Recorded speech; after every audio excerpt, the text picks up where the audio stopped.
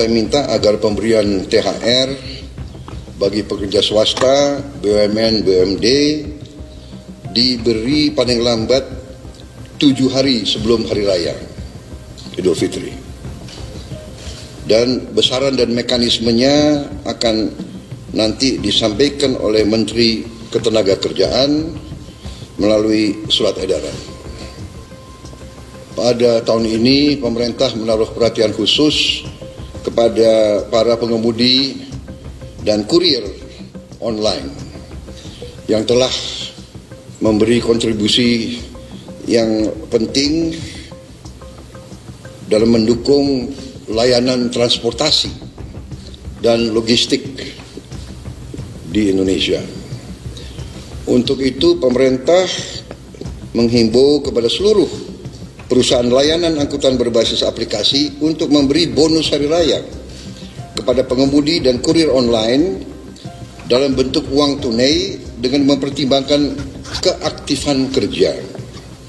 Saat ini terdapat kurang lebih 250.000 pekerja pengemudi kurir online yang aktif dan kurang lebih 1 sampai 1,5 juta yang berstatus part-time, yang tidak full-time tapi part-time bekerja.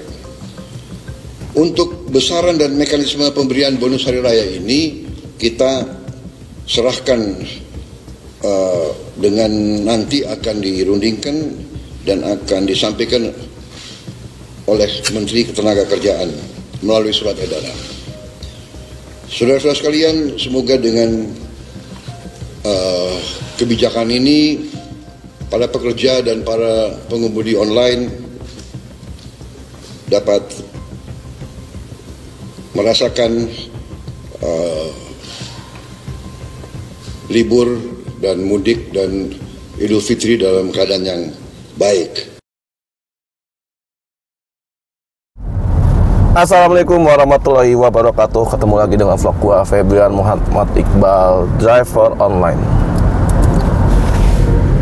Hari ini tanggal 12 Maret 2024.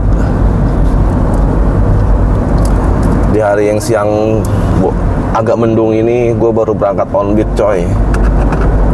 Ya berangkatnya siang, 12:30 keluar, nggak tahu nanti dapat berapa. Kalau kemarin sih, dari kemarin gue masuk berangkat setengah hari terus, itu rata-rata dapatnya 500. Jadi kalau dari pagi ya mungkin bisa dapat 1 juta.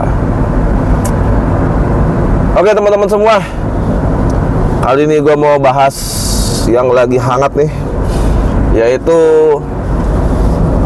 perihal adanya tunjangan hari raya untuk ojol, taksi online, kurir, atau semua ini pekerjaan yang berhubungan dengan online ya.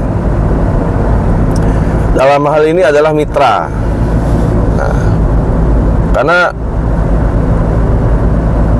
ini tahun ini benar-benar tahun apa ya, tahun yang perdana lah kita mendapatkan atensi dari pemerintah mengenai hak-hak kita sebagai pekerja paruh waktu atau mitra untuk mendapatkan bantuan atau tunjangan hari raya. Yang selama ini dari awal tahun ada dunia bisnis online, taksi online dan sebagainya, sampai saat ini belum ada, dan baru tahun ini diwacanakan atau dianjurkan oleh pemerintah untuk menyediakan tunjangan hari raya bagi semua pekerja taksi online atau driver online dan kurir online ya. Semoga aja ya operatornya pada mengikuti arahan pemerintah ya. Cuman yang gue baca berita di portal, di beberapa media ini, bentuk dari bantuan itu beda-beda gitu. Sebenarnya bentuknya sama, tapi namanya aja beda-beda. Kalau yang dari Gojek and Group itu namanya taliasi. Yang gue baca di berita dari pihak Gojek berkomitmen untuk memberikan fresh money atau uang tunai. Itu. Terus kalau dari Grab namanya bantuan hari raya. Kalau dari Grab itu namanya bonus kinerja khusus dari Grab. Gue lupa. Nah, kalau dari Maxim itu namanya bantuan hari raya. Nah, yang dari Grab ini sudah komitmen akan memberikan uang tunai, yang gue baca di berita ya. Nah, kalau dari Maxim ini, bantuan hari raya ini, Maxim masih mempertimbangkan akankah memberi dalam bentuk barang atau uang tunai. Itu teman-teman semua, itu yang gue baca dari berita ya. Semoga aja benar ya, karena kan selama ini di tahun-tahun sebelumnya tidak ada bantuan seperti ini, ya kan. Sebelum-sebelumnya hanya insentif. Kalau kita kerja di hari raya itu akan ada insentif tambahan. Tuh, di samping juga argo atau tarif yang tinggi. Tuh teman-teman semua. Nah, permasalahannya adalah berapa nominal yang akan kita terima nanti dan skemanya bagaimana. Tuh. Karena ya seperti teman-teman tahu ya, beda lah dengan karyawan. Kalau karyawan kan dituntut untuk bekerja dari jam sekian sampai jam sekian. Hari kerjanya dari hari ini sampai hari ini. Waktu liburnya adalah sekian. Artinya di situ ada kewajiban yang harus dipenuhi kepada perusahaan. Nah, setelah itu baru karyawan akan menuntut hak. Salah satu adalah hak tunjangan hari raya. Ini berbanding terbalik lah dengan kita sebagai pekerja lepas ya, artinya ya hanya mitra kita ya. Kita tidak dituntut untuk bekerja dari A sampai B. Tidak dituntut bekerja dari A sampai Z, sampai B, sampai Z. Tapi di situ ada komitmen yang bisa dibilang ujungnya itu adalah performa kita masing-masing. Mungkin sepertinya hitungan tunjangan hari rayanya itu berdasarkan performa. Yang cocok sih dengan apa yang gue baca di berita juga, kemungkinan besar parameternya atau hitungannya itu berdasarkan performa. Dalam hal ini jam hari online, berapa hari jam online, keaktifan mitra, penyelesaian orderan, jumlah orderan yang diterima, itu semua dalam masuk hitungan. Simpelnya, mudahnya adalah dibagi ke dalam level yang ada di aplikasi Grab. Ada jawara, ada kesatria, ada pejuang, dan ada anggota. Dan mungkin ada yang nggak terima sama sekali THR, ya kan? Dia nggak perform sama sekali, narik cuma Sabtu Minggu atau apapun. Nah, itu mungkin nggak akan masuk dalam hitungan THR. Yang paling rasional sih seperti itu, sepertinya. Yang paling rasional sih seperti itu. Karena mau hitungan apa lagi? Kalau berdasarkan pendapatan setahun terus dibagi, gua rasa itu nggak fair. Gitu, nggak fairnya kenapa? Ya, adalah kalau kan driver tuh kebagi menjadi dua ya. Ada driver yang ada yang driver yang menjaga performa ya, dengan semua orderan diambilin tapi pendapatannya segitu-gitu aja. Ada juga driver yang dia totalitas nyortir, jadi dia nyari argo yang gede-gede aja gitu kan. Kalau hitungannya, kalau kata pemerintah kan hitungannya berdasarkan total pendapatan dalam 1 tahun. Nanti perumusan detailnya akan dijabarkan selanjutnya. Kalau hitungannya berdasarkan pendapatan total, ya gua rasa sih agak kurang fair sih gitu. Karena kan pembatalan dan segala macam itu kan berpengaruh juga gitu. Kan pada saat orang nyortir kan dia melewatin orderan, membatalkan orderan dan segala macam. Tapi itu kembali lagi ya, gue tidak membedakan mana orang nyortir sama orang yang ngambil semuanya itu. Jadi gitu teman-teman semua. Gua rasa sih skemanya bakalan penggunaan level-level di Grab. Kalau di Gojek, di Maxim, gue nggak tahu. Mungkin beda ya hitungannya. Tapi yang paling fair menurut gue itu menggunakan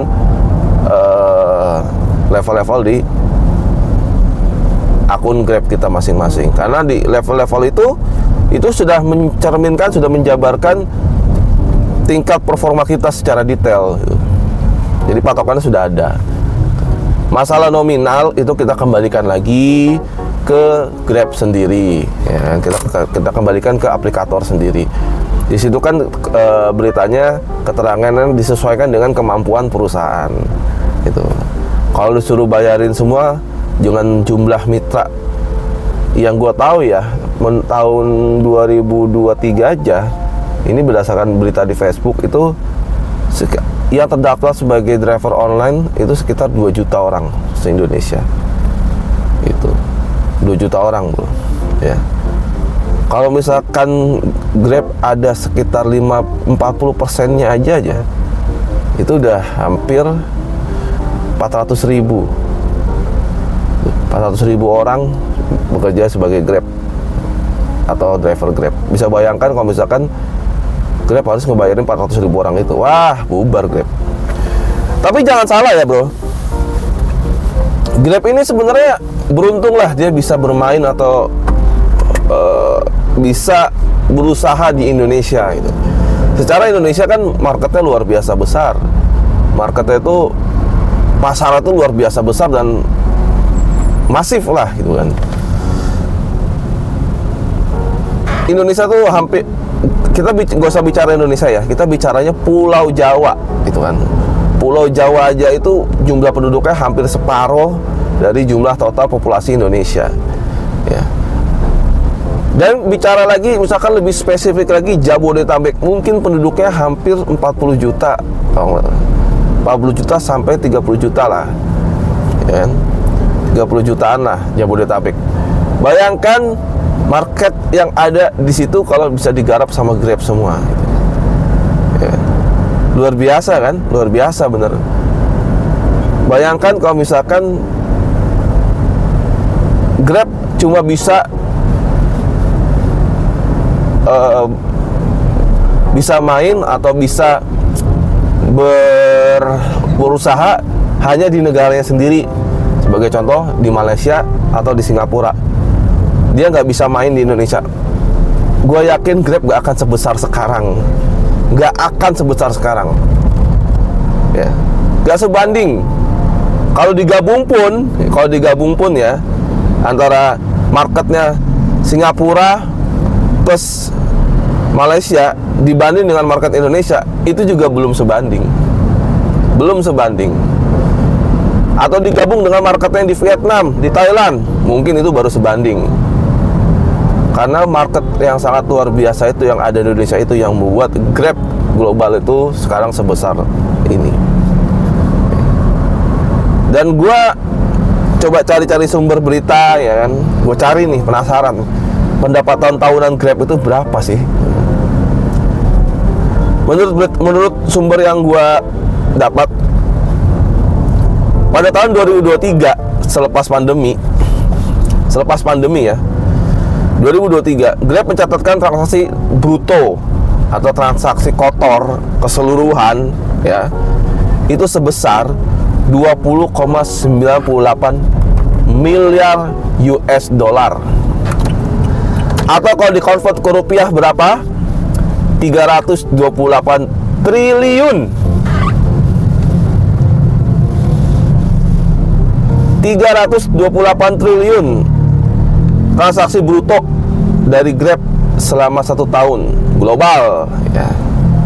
Andai, ini kan andai itu kan namanya, kita ngitung duit orang gitu kan. Net perusahaan atau net income bersihnya lah ya, patokannya rata-rata kan 5-10%. Anggap aja 5%-nya aja deh. 5%-nya aja dari 328 triliun, Grab itu mendapatkan 16,4 triliun rupiah. Coba bayangin, 16,4 triliun rupiah per tahun. Artinya per bulannya Grab itu menghasilkan lebih dari 1 triliun profit. Misalkan netnya itu 5%. Jadi menurut gua tahun ini harusnya, apalagi 2024 ya, itu masa kemasannya Grab lah. dia bisa launching mobil listrik, bisa launching motor listrik dan segala macam. Gue yakin 2024 itu adalah tahun keemasannya Grab, dan itu akan lebih masif lagi income-nya. Pandemi udah selesai, kebutuhan akan transportasi makin besar, terus kurir dan apapun juga semakin besar. Belum lagi bisnis lain di luar kurir dan transportasi, finance dan lain-lain makin besar. Gue yakin 2024 ini Grab akan mencatatkan keuntungan lebih besar dibandingkan tahun lalu. Oleh karena itu, di tahun ini semoga pihak Grab mau berbaik hati, ya kan, menyediakan tunjangan hari raya bagi driver-drivernya, bagi pengemudi-pengemudinya, yang secara langsung sebagai tulang punggung pendapatan pejuang pendapatan perusahaan. Itu semoga aja ya. Bayangkan pejuang-pejuang ini, ya kan, banyak yang bertaruh di jalanan, hidup di jalanan, ya kan, walaupun Grab cuma memotong 20%, secara tertulis aktualnya lebih dari 20%, 30%, gue pernah hitung. Itu patut diapresiasi semuanya, patut diapresiasi sebagai ujung tombak perusahaan, ya, pengemudi-pengemudi ini. Jadi semoga tahun ini Grab dan operator lainnya mau bermurah hati untuk berbagi kebahagiaan, merayakan kebahagiaan, menjadi bagian dari kebahagiaan perayaan hari raya bagi seluruh driver-drivernya, ya. Gitu. Bocorannya sih ada nominal ya, tapi belum bisa gua share karena nantilah, itu kan belum fix, ya. Tapi rembesan-rembesannya udah ada sih. Jadi intinya jangan berharap dapat THR jutaan lah. Oke, itu aja. Menurut kalian gimana pendapatnya mengenai THR ini? Apakah bisa menjadi penambah kebahagiaan bagi driver-driver semua? Silakan diskusi dan tulis di kolom komentar. Dan jangan lupa terus untuk mendukung channel gue dengan subscribe channel gue, dan supaya gue bisa lebih semangat memberikan informasi mengenai dunia taksi online. Jangan lupa like video ini, share ke teman-teman yang membutuhkan informasi mengenai dunia taksi online. Tetap semangat, sudah hari ke-12 puasa. Semoga kita selalu diberi kesehatan, kemurahan rezeki, dan perlindungan dari Tuhan Yang Maha Esa. Gue tutup. Assalamualaikum warahmatullahi wabarakatuh. Bye semuanya.